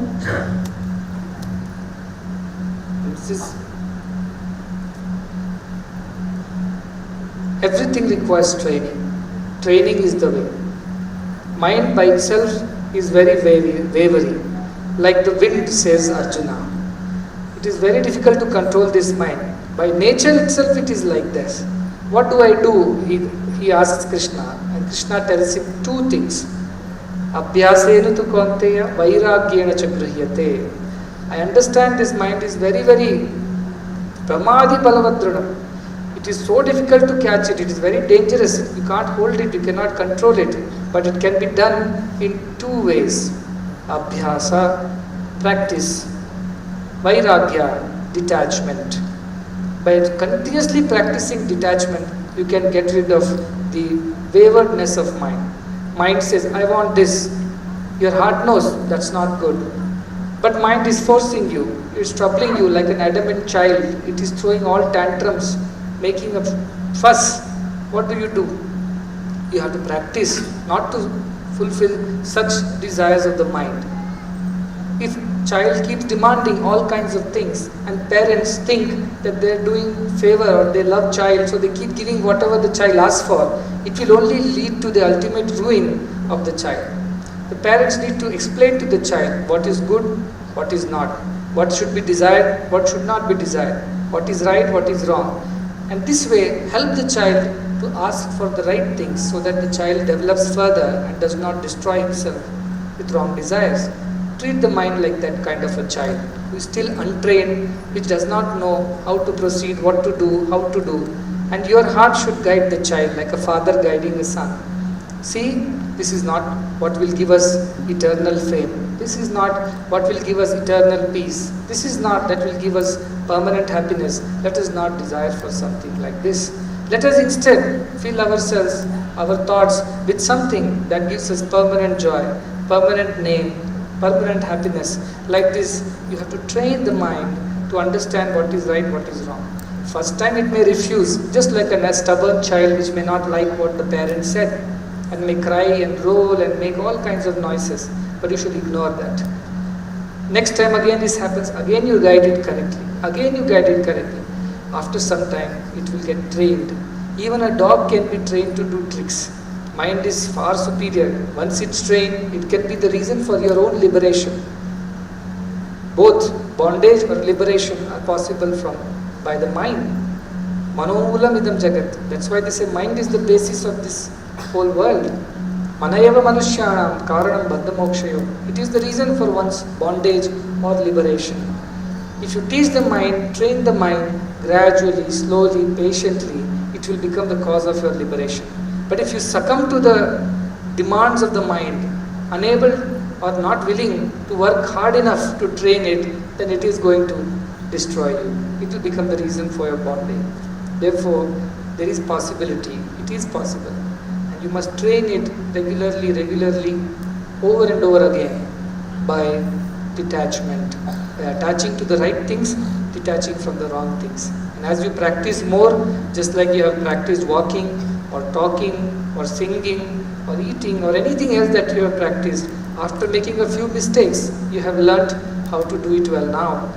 Mind also will make a few mistakes initially, but eventually it will learn how to do it better till it becomes perfect, that your mind, God's mind becomes one. That practice is a must. Swami, ನಾನು ಕನ್ನಡಿಗ.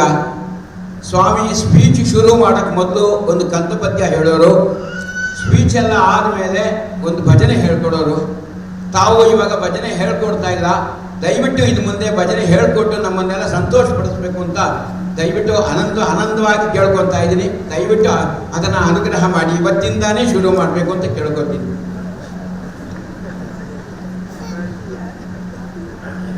ನೀವು ಪ್ರಾರ್ಥಿಸಿದ್ರೆ ಪರವಾಗಿಲ್ಲ, ನೀವು ಆದೇಶಿಸಿದ್ರೆ ನಾನು ಮಾಡಲ್ಲ.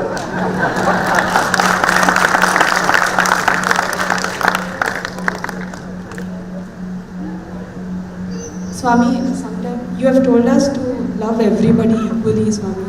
Sometimes we find it hard to see you in everyone. What do we do at such times, Swami? Focus more. Focus more. When you are not able to see things, why you can't see things? There is not enough light. Then you have to switch on the light. It is covered by something there, to remove the cover. Likewise, mala, vikshepa, avarana. These are the discrepancies which do not allow us to see things in the right way. Mala, the impurities, vikshepa, kind of illusion that is caused because of lack of understanding. Avarana, a kind of attachment which does not allow us to see through. It is our ego, our attachment that does not allow us to see the divinity in us as well as in others. So you should know that the problem is within you if you are not able to see. Having known there is a problem within you, now you should find ways to solve it. Most of the time it is our ego which does not appreciate the divinity that lies in others. They say, I think all are divine, I am divine, but this person cannot be divine the way this person is. That is also because of our attachment and expectation of that.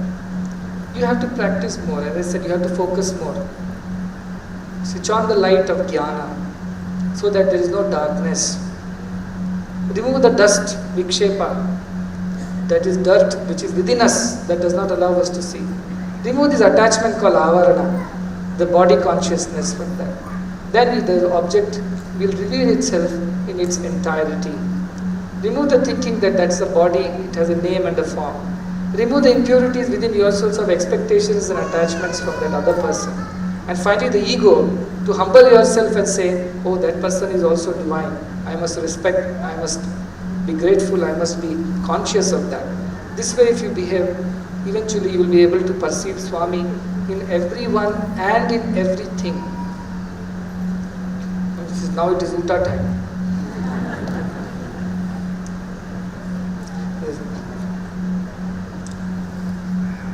ಯಾವ ಭಜನೆ ಇದೆ ನೋಡಿ, ಅವ್ರು demand ಮಾಡ್ತಾ ಇದ್ದಾರೆ ಹೊತ್ತು ಪ್ರಾರ್ಥನೆ ಮಾಡ್ತಾ ಇಲ್ಲ. ನಾನು ಹೇಳಿದಾಗ ಅವ್ರು ಹೇಳಬೇಕು, ಸ್ವಾಮಿ ನಿಮ್ಗೆ ಯಾವ ಭಜನೆ ಇಷ್ಟ ಆ ಭಜನೆ ಹೇಳಿ. ಅವ್ರು ಹೇಳ್ತಾರೆ, ಸ್ವಾಮಿ ಈ ಭಜನೆ ಹೀಗೆ ಇವತ್ತು ಈಗ ಹೇಳಬೇಕು ಅಂತ ಹೇಳ್ತಾ ಇದ್ದಾರೆ. ಸರಿ, ಹಾಡಿ.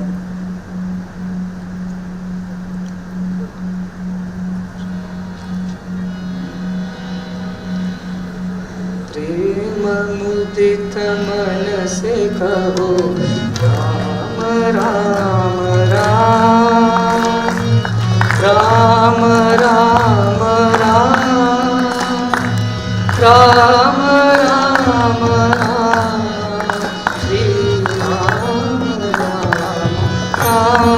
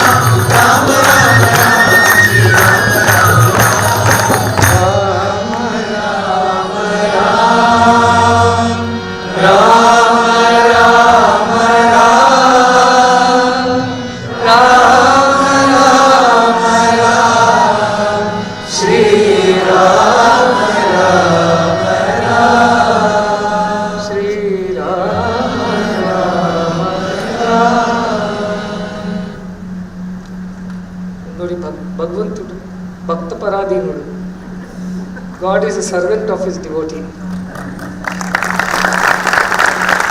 Else why Krishna will dance for Gopikas?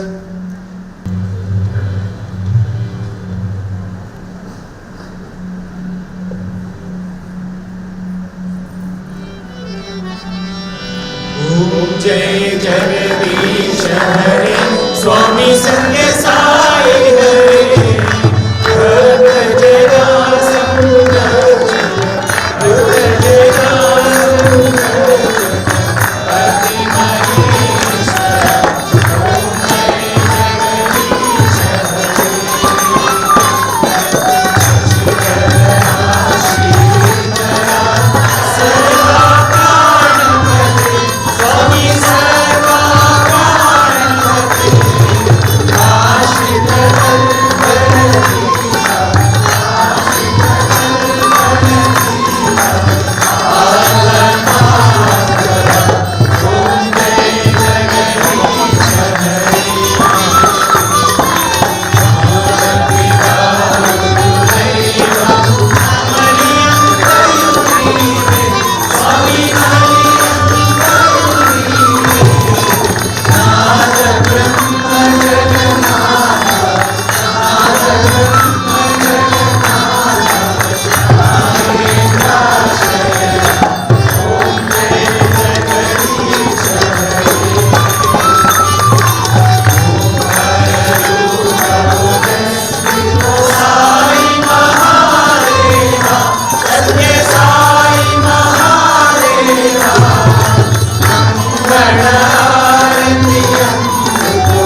Mangalarati